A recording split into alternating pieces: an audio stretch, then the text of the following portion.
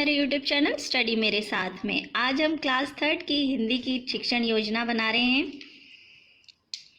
पाठ 22 सच्चे मित्र, जो हमारी पाठ्यपुस्तक सुगम भारती से लिया गया है। तो चलिए स्टार्ट करते हैं। स्टार्ट करने से पहले अगर आप मेरे चैनल पर नए हैं तो प्लीज़ मेरे चैनल को सब्सक्राइब कर लीजिए और बेल आइकन को भी दबा लीजिए ताकि आपको नई नई वीडियोस मिलती रहें। मेरे चैनल पे आपको सभी हिंदी पाठ्य योजना और शिक्षण योजना मिल जाएंगी। तो चलिए स्टार्ट करते हैं। सबसे पहले आपको आदेश क्रमांक, आदेश दिनांक, शाला का नाम, संकुल का नाम ये लिखना है।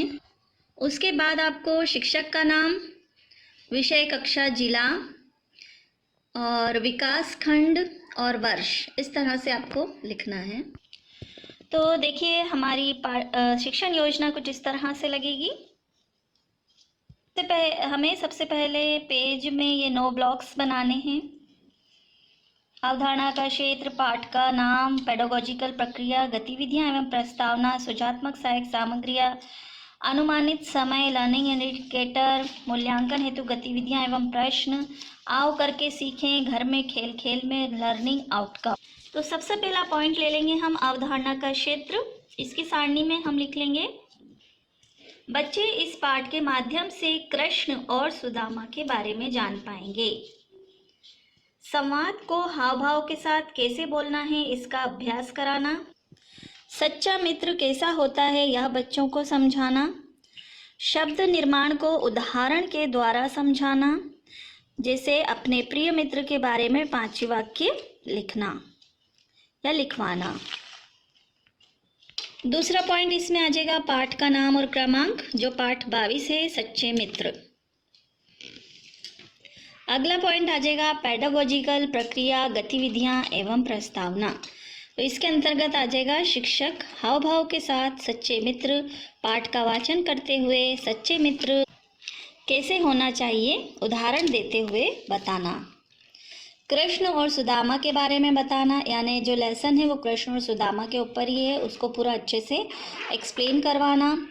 वर्णों को सही क्रम में रखकर शब्द बनवाना, जैसे यहाँ पे दामासु लिखा हुआ है तो इसको सही करके लिखवाना सुदामा।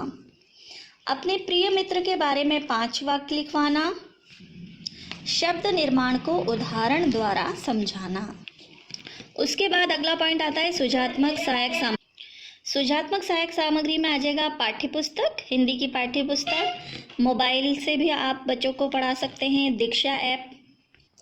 यहाँ पे हमने कुछ चित्र चिपकाए हैं। आप भी इस तरह से आपकी टीचिंग प्लान में, शिक्षण योजना में कुछ चित्र लगाकर अपनी शिक्षण योजना को अट्रैक्टिव बना सकते हैं। अनुमानित समय इसमें कालखंड 2 है और दिन जो है वो 2 है। लर्निंग इंडिकेटर में आ जाएगा शिक्षिका द्वारा समझाए गए पाठ को समझते हैं। वाक्यों का उच्चारण हाव भाव के साथ कर लेते हैं, यानी लर्निंग इंडिकेटर में हमको ये लिखना है कि बच्चों से हमने क्या इंडिकेट किया, यानी क्या समझा, पाठ समझा रहे थे जब हमने क्या ऑब्जर्व किया, तो वो पॉइंट्स यहाँ पर लिखना है। आप अपने हिसाब से भी यहाँ पे पॉइंट्स लिख सकते हैं। शिक्षिका, जैसे इसमें लिखा है मैंने, शिक्षिका द्वारा समझाए गए पाठ को समझते हैं। वाक्यों का उच्चारण हाव भाव के साथ कर लेते हैं। पाठ से संबंधित पूछे गए प्रश्नों का उत्तर दे पाते हैं। बोर्ड से अपना पूरा कार्य लिख पाते हैं। तो अगला पॉइंट आ जाएगा मूल्यांकन हेतु गतिविधियां एवं प्रश्न। अब हम जो है पढ़ाने लिखाने के बाद जो है बच्चों का मूल्यांकन किस तरह से करेंगे वो यहाँ पे लिखा गया है। तो शिक्षिका द्वारा बोर्ड पर वर्णों को सही क्रम में रखकर शब्द बनवाना, फिर जोड़ी का मिलान कराना। इससे भी हम मूल्यांकन कर सकते हैं बच्चों का कि कितना उन्होंने सीखा। अपने प्रिय मित्र के बारे में 5 वाक्य लिखना। कठिन शब्दों का मतलब समझाना, प्रश्न उत्तर की प्रक्रिया अपनाना। आओ करके नेक्स्ट पॉइंट है इसमें, आओ करके सीखें, घर में, खेल खेल में। तो सच्चे मित्र नाटक का बाल सभा में अभिनय कराएं या कहानी के रूप में कक्षा में प्रस्तुत करें। बच्चों से अपने प्रिय मित्र के बारे में कुछ पंक्तियां कहने को कहें। कठिन शब्दों का उच्चारण कराना। अगला पॉइंट इसमें आ जाएगा लर्निंग आउटकम। तो बोर्ड पर कराए गए कार्य को कॉपी में लिख सकते हैं। जोड़ी का मिलान आसानी से कर सकते हैं। सवालों के उत्तर आसानी से दे पाते हैं। तो ये थी हमारी कक्षा 3 की हिंदी की शिक्षण योजना। उम्मीद करती हूँ आपको मेरी शिक्षण योजना पसंद आई होगी। अगर पसंद आई हो तो please like share and comments करें। Thank you for watching.